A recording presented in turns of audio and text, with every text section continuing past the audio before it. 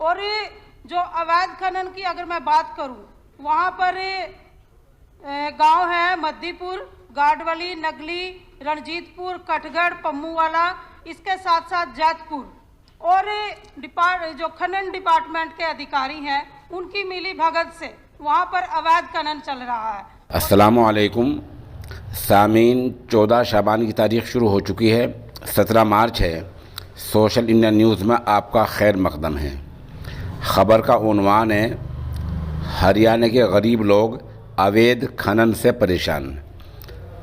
ये वीडियो आपने जो पहले सुनी है शुरू में, ये कांग्रेसी मेंबर असम्बली खातून की है, जिन्होंने नाजायज़ कानूनी गैर कानूनी रेत की और मिट्टी खुदाई के बारे में असम्बली में आवाज़ बुलंद की है। ख़बर थोड़ी आप तफसील से सुन लें। हरियाणा के ज़िला यमुनानगर की तहसील बिलासपुर ब्लाक छछरौली का गांव मोहिउद्दीनपुर है।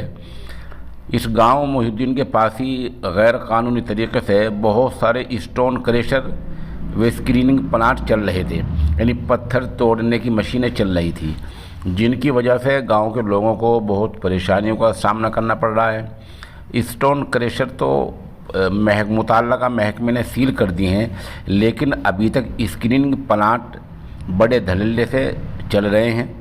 आप इस वीडियो में देख सकते हैं कि किस तरह प्लांट चल रहे हैं और किस तरह यहाँ नाजायज़ कानूनी से अवैध खनन से गांव वालों का रास्ता रोका जा रहा है, रास्ता खोदा जा रहा है। जाहिर सी बात है, ये सब निचले हुक्काम और निचले जो पुलिस एहलकार हैं उनकी मिली भगत से ऐसा काम हुआ करता है, क्योंकि वहाँ 24 घंटे पुलिस तैनात है, फिर भी ऐसा काम हो रहा है। हमारे गाँव वालों से दरख्वास्त है कि वो एक मरतबा इकट्ठे होकर दोबारा मेंबर असम्बली से मिलें, वहाँ के SDM से मिलें, DM से मिलें और इस बात को ज़्यादा से ज़्यादा फैलाएं ताकि आप लोगों का रास्ता साफ़ सुथरा हो जाए। ये आपका हक़ है, बुनियादी हक़ है, कानूनी हक़ है, जिसको आप हासिल कर सकते हैं।